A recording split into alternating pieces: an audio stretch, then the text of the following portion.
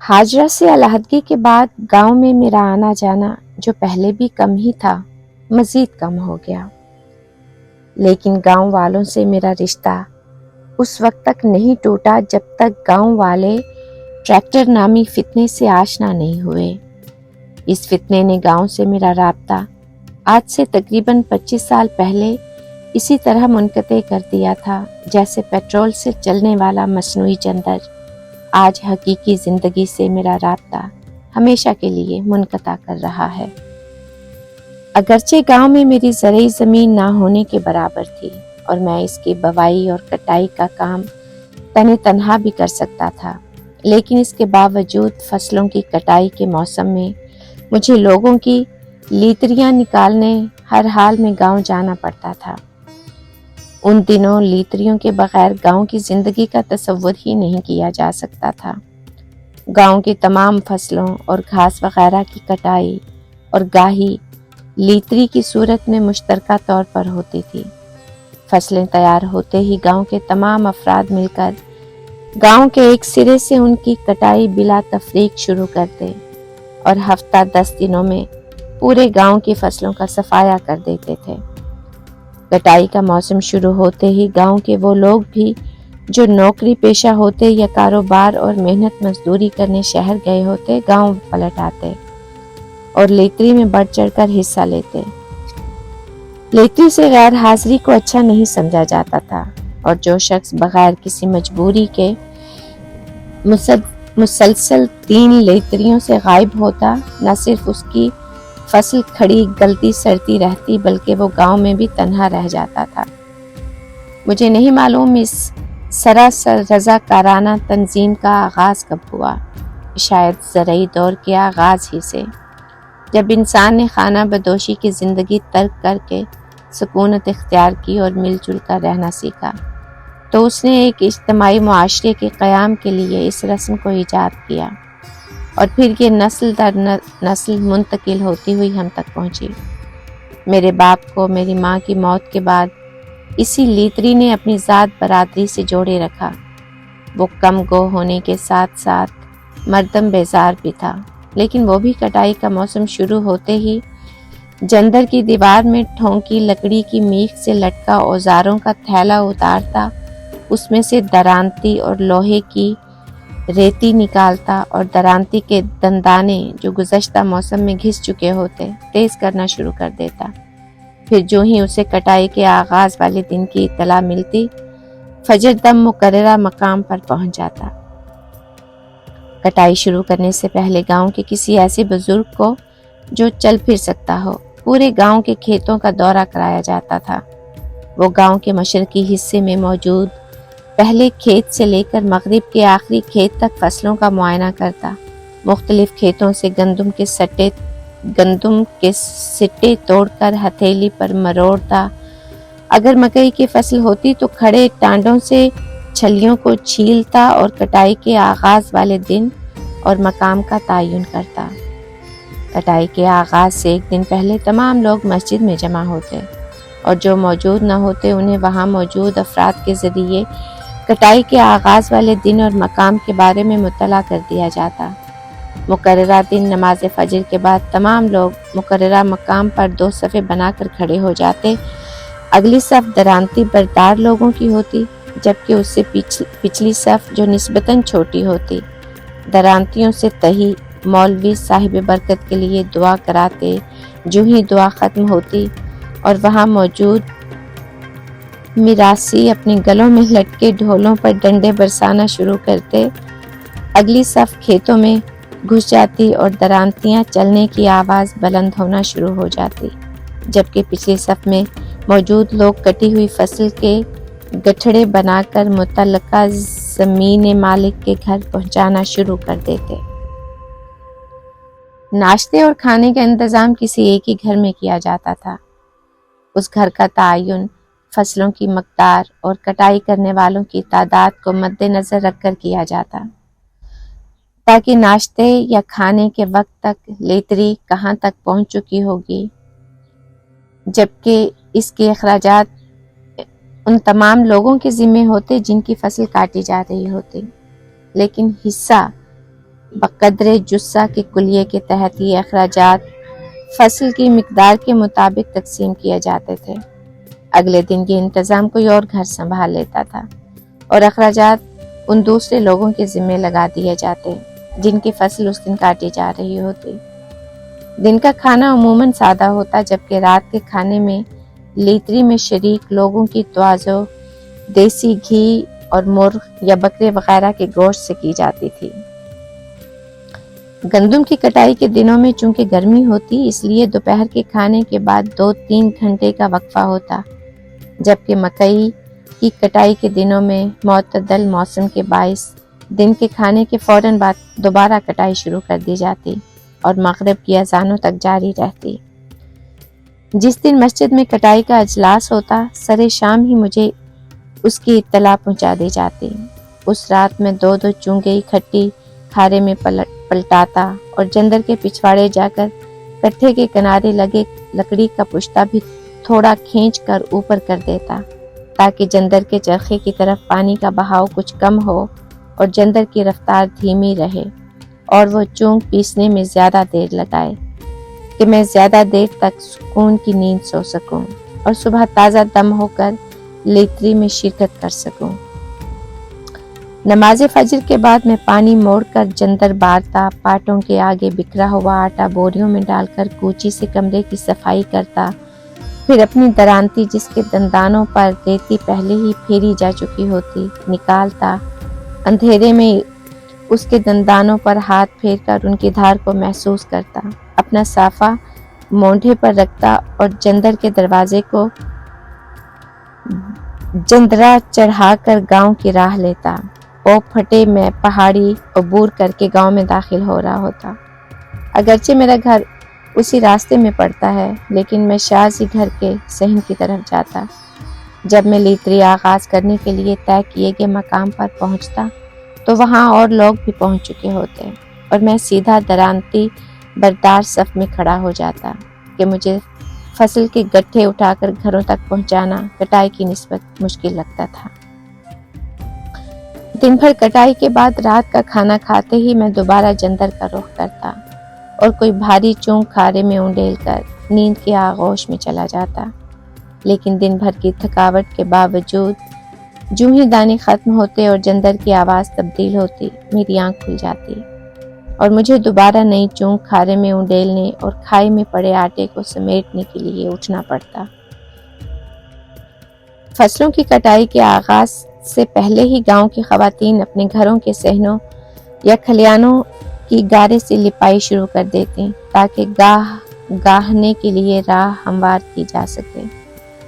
جو ہی کٹائی ختم ہوتی اور گندم کے گٹھڑے سوکھ کر گاہنے کے قابل ہوتے، لوگ مختلف ٹولیوں میں بٹ جاتے اور بیلوں کو جوت کر اور ان کے پیچھے کاہو کی سوکھی پھنگنے باندھ کر اور ان کے اوپر بھاری پتھر رکھ کر گاہی شروع کر دیتے۔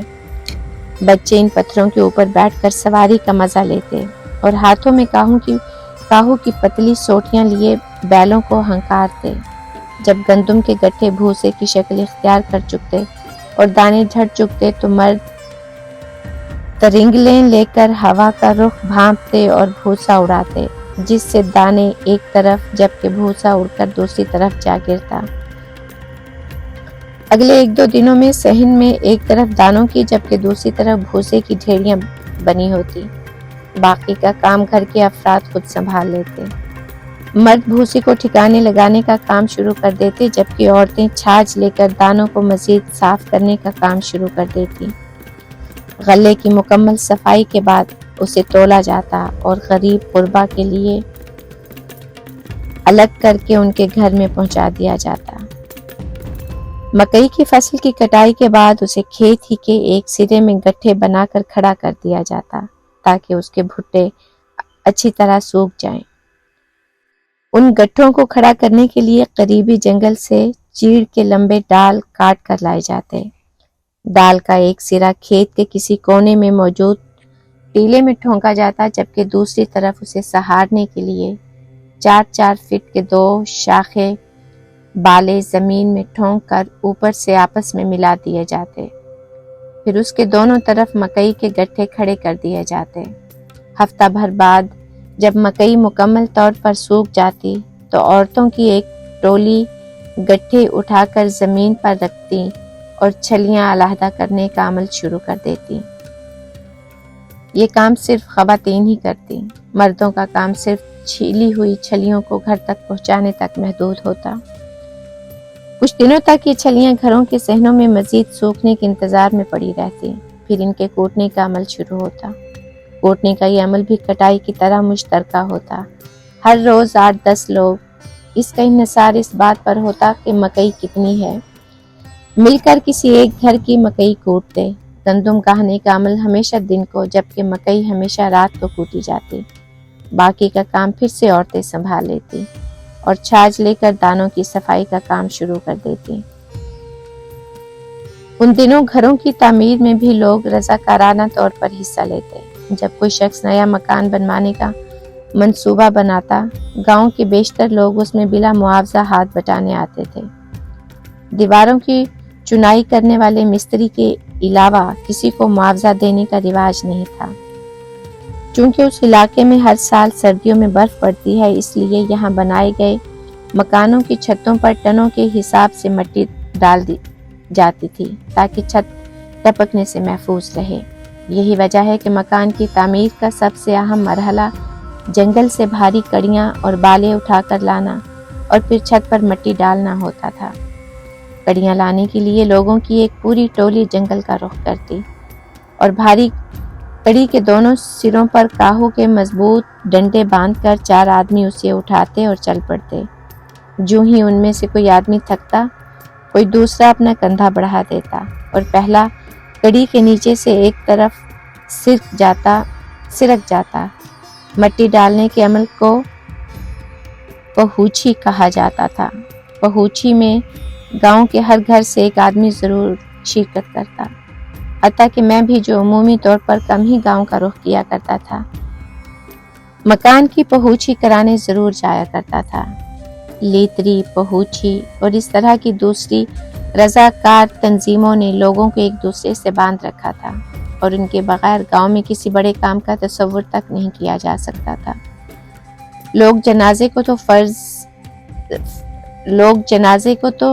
فرض کفایہ سمجھ کر چھوڑ دیتے تھے، لیکن ان چیزوں پر فرض عین کی طرح عمل کرتے تھے۔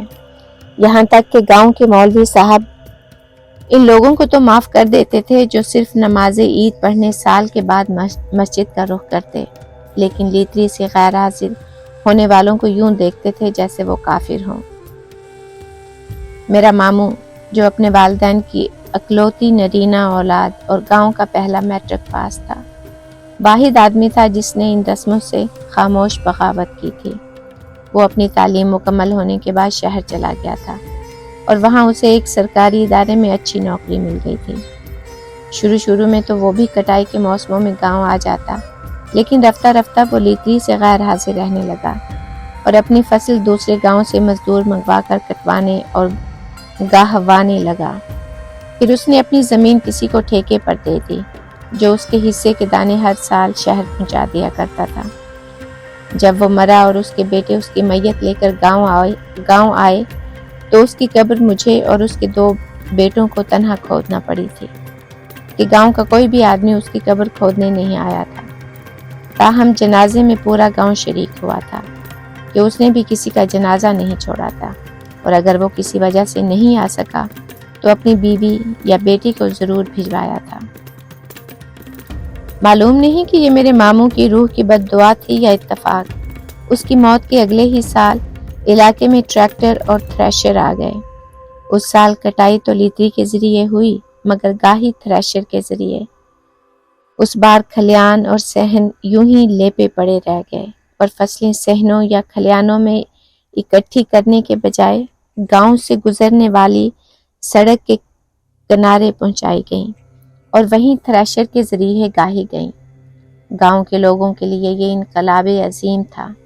بیلوں کی 2 جوڑیاں جو کام 3 دنوں میں کرتی، تھریشر 2-3 گھنٹوں میں کرنے لگا۔ لوگوں کو یقین ہی نہیں آ رہا تھا کہ ایسا بھی ممکن ہے۔ جن لوگوں کے کھیت سڑکوں کے کنارے تھے اور جہاں ٹریکٹر کے لیے آسانی سے راستہ بنایا جا سکتا تھا، وہاں اس سال ہل بھی ٹریکٹر کے ذریعے چلائے گئے۔ بیلوں کے ذریعے جو کھیت بمشکل 2 دنوں میں بیجا جا سکتا تھا، ٹریکٹر نے اسے 1-8 گھنٹے ہی میں بیجنا شروع کر دیا۔ اسی سال مکئی کی کٹائی سے پہلے ہی لوگوں نے اپنے اپنے کھیتوں اور کھلیانوں تک راستے بنانے شروع کر دیے تاکہ ٹریکٹر کے ذریعے زمین بیجی جا سکے۔ مکئی کٹتے ہی ٹریکٹر اپنے ساتھ مکئی کوٹنے کی ایک چھوٹی سی مشین لیے گاؤں میں داخل ہوا اور اگلے 48 گھنٹوں کے اندر اندر گاؤں کی ساری مکئی، جسے کوٹتے ہوئے عام طور پر 20-25 دن لگ جاتے تھے، کوٹ کر کھیتوں میں ہل چلانے لگا۔ اس سال بیلوں کے ذریعے صرف انہی کھیتوں میں ہل چلائی گئی جن تک راستہ نہیں بنایا جا سکا تھا۔ یوں اگلے 2 ہی سالوں میں لوگوں نے اپنے بیل بھی، جو پہلے ہر گھر کا لازمی جز ہوتے تھے، بیچ ڈالے۔ لوگ بہت خوش تھے کہ اب وہ سہولت سے کاشت کر سکیں گے اور اس کام کے لیے نہ صرف سال بھر بیلوں کو مفت میں کھلانا نہیں پڑے گا، بلکہ ہل چلانے، گندم گاہنے اور مکئی کوٹنے جیسے مشقت طلب کاموں سے بھی جان چھوٹ گئی ہے۔ بیل تو پورے گاؤں سے یوں غائب ہوئے کہ 2-3 ہی سال بعد گائیوں کو ملاپ کے لیے دوسرے گاؤں لے جانے کی ضرورت پیش آنے لگی۔ پھر گاؤں کے ایک شخص نے 2-3 بیل پال لیے جو مزے سے کھاتے پیتے اور صرف افزائش نسل کا فریضہ سر انجام دینے لگے، اور ان کے مالک گائیوں کے مالکان سے اس کام کا بھی معاوضہ طلب کرنے لگا۔ ٹریکٹر اور اس سے وابستہ مشینوں نے آدمی کو پہلے زمین کی اور پھر بالآخر آپس کی جڑت سے آزاد کر دیا۔ اب ہر آدمی آزاد اور خود مختار تھا۔ وہ جب چاہتا ٹریکٹر والے کو بلوا کر زمین بیج ڈالتا اور جب چاہتا تھریشر کے ذریعے دانے اور بھوسا الگ کروا لیتا۔ یہ خود مختاری غیر محسوس طریقے سے لوگوں کی رگوں میں دوڑنے لگی اور لوگ ایک دوسرے سے کٹتے چلے گئے۔ اگلے چند ہی سالوں میں شادی، بیاہ اور ماتم وغیرہ کے لیے برتن بھی، جو پہلے تمام گاؤں والوں کے گھروں سے اکٹھے کیے جاتے تھے، ٹینٹ سروس کی دکانوں سے آنے لگے اور قبریں مزدوری پر کھودی جانے لگی۔ سو اس کے بعد مجھے بھی سوائے شادی، بیاہ اور ماتم کے گاؤں میں جانے کی ضرورت نہیں رہی، اور میرا زیادہ تر وقت جندر پر دانے پیسنے اور کتابیں پڑھنے میں صرف ہونے لگا۔ زندگی کے 1000 رنگ ہیں، مگر موت کا ایک ہی رنگ ہے، سیاہ رنگ، جو زندگی کے تمام رنگوں کو اپنے اندر جذب کر لیتا ہے۔ مجھے زندگی کے رنگوں کا شعور بعد میں ہوا، میں نے موت کے سیاہ رنگ کا شعور پہلے حاصل کیا۔ میری عمر اس وقت تقریباً 5 سال کے لگ بھگ ہوئی ہوگی۔ تب میں زندگی کے بارے میں کچھ نہیں جانتا تھا۔ مجھے اچھی طرح یاد ہے کہ میں جندر کے صحن میں کھیل رہا تھا کہ سامنے والے ڈاک ٹیلے پر کھڑے ہو کر کسی نے میرے باپ کو پکارا، اور میرا باپ باہر پڑی چونگے جندر کے کمرے میں رکھ کر جندر باندھنے لگا۔ پھر وہ مجھے ساتھ لے کر گاؤں آ گیا۔ جب میں اپنے باپ کے ساتھ چچا کے گھر پہنچا تو میں نے دیکھا کہ وہاں بہت سے لوگ جمع ہیں، خواتین رو رہی ہیں، جبکہ مرد صحن کے ایک کونے میں جمگھٹا بنائے کھڑے ہیں۔ میں نے لوگوں کے بیچ میں گھس کر دیکھا تو سامنے میرا چچا زاد بھائی عارف، جو مجھ سے 1 سال بڑا تھا، لکڑی کے ایک تختے پر سویا پڑا ہے، اور لوگ، جن میں سے زیادہ تر میرے رشتہ دار تھے، اسے نہلا رہے ہیں۔ مجھے حیرت ہوئی کہ سر پر پانی ڈالنے کے باوجود وہ نہ تو آنکھیں کھول رہا ہے اور نہ ہی ہاتھ پاؤں ہلا جلا رہا ہے۔ حالانکہ جب میرا باپ مجھے نہلاتا تھا تو میرا سانس رک جاتا تھا اور میں رونا شروع کر دیتا تھا۔ میں کچھ دیر اس منظر کو تجسس اور حیرت کی نظر سے دیکھتا رہا تھا۔ پھر کسی نے مجھے بازو سے پکڑ کر وہاں سے پرے ہٹا دیا اور میں صحن کے دوسرے کونے میں جا کر اپنے ہم عمر لڑکوں کے ساتھ کھیلنے لگا۔ کھیل کے دوران میں بھی میرا دھیان 1-2 مرتبہ اس کے بے حس و حرکت وجود کی طرف گیا، لیکن پھر جلد ہی میں بھول گیا۔ دوپہر کے وقت جب لوگ اسے سفید کپڑے میں لپیٹ کر قبرستان کی طرف جانے لگے جو چچا کے گھر کے بالکل قریب تھا، تو میں بھی ان کے ساتھ چل پڑا۔ قبرستان پہنچ کر انہوں نے اسے ایک چھوٹی سی چٹائی پر رکھا اور سب لوگ صفیں باندھ کر نماز پڑھنے لگے، جبکہ میں دوسرے لڑکوں کے ساتھ اس گھڑے کو حیرت سے دیکھنے لگا جس کے اندر دیواریں اساری جا چکی تھیں۔ میری حیرت میں خوف کا عنصر اس وقت شامل ہوا جب لوگ اسے گھڑے میں اتار کر اس کی دیواروں پر تختے رکھنے لگے۔ جب مٹی ڈالنے کی باری آئی تو میں خوف زدہ ہو کر اپنے باپ سے، جو اس وقت مٹی ڈالنے والے لوگوں میں شامل تھا، لپٹ گیا اور اس نے بیلچہ کسی دوسرے کے ہاتھ میں تھما کر مجھے اٹھا لیا تھا۔ نہیں بیٹا، جو لوگ مر جاتے ہیں نا، وہ کھانا نہیں کھاتے، میرے باپ نے خالی خالی نظروں سے چھت میں گھورتے ہوئے اس وقت کہا تھا جب عارف کی موت کی رات وہ مجھے اپنے ساتھ چارپائی پر لٹا کر سلانے کی کوشش کر رہا تھا، اور میں نے یکدم سوال کر دیا تھا کہ ابا، عارف بھائی پر تو لوگوں نے مٹی ڈال دی ہے، اب وہ کھانا کیسے کھائے گا؟ باپ کی طرف سے ملنے والے اس جواب نے مجھے اور بھی متجسس کر دیا تھا، اور میرا چھوٹا سا دماغ ساری رات اس گتھی کو سلجھانے کی کوشش کرتا رہا کہ پھر وہ قبر میں بھوکا کیسے سوئے گا۔ ممکن ہے اگر مرنے والا عارف کی جگہ کوئی اور ہوتا تو موت کے بارے میں میرا تجسس زیادہ نہ ہوتا، لیکن وہ چونکہ ہر تیسرے چوتھے دن چچا کے ساتھ جندر پر آ جایا کرتا تھا اور میرے ساتھ کھیلتا رہتا تھا، اور ہمارے درمیان ایک انسیت کا رشتہ بھی تھا، اس لیے اس کی موت نے میرے دماغ پر گہرا اثر چھوڑا۔ میں کئی دن تک اس کے بارے میں متواتر سوچتا رہا، اور ایک دن جب میں نے اپنے باپ سے پوچھا کہ ابا، کیا میں بھی مر جاؤں گا، تو اس نے مجھے سینے سے لگا کر یوں بھینچا جیسے وہ مجھے موت کے پنجے سے چھڑا رہا ہو، اور صرف اتنا کہہ پایا، خدا نہ کرے۔ اور میں موت سے زیادہ خدا کے بارے میں سوچنے لگا۔ اس واقعے کو 65 سال گزر چکے ہیں، اور میں خدا اور موت دونوں کے بارے میں آج بھی اتنا ہی متجسس ہوں جتنا کہ 5 سال کی عمر میں تھا۔ یہ بات اسی دن سے میرے لاشعور میں کہیں بیٹھ گئی کہ خدا اور موت کے درمیان کوئی گہرا رشتہ ہے، لیکن میں اس گتھی کو آج تک نہیں سلجھا سکا کہ خدا نے موت کو خلق کیا یا موت نے خدا کو۔ خدا کے وجود سے انکار کرنے والے تو آج بھی دنیا میں بے شمار موجود ہیں، لیکن شاید ہی دنیا میں کوئی ایسا باشعور انسان ہو جو موت کے وجود سے انکاری ہو۔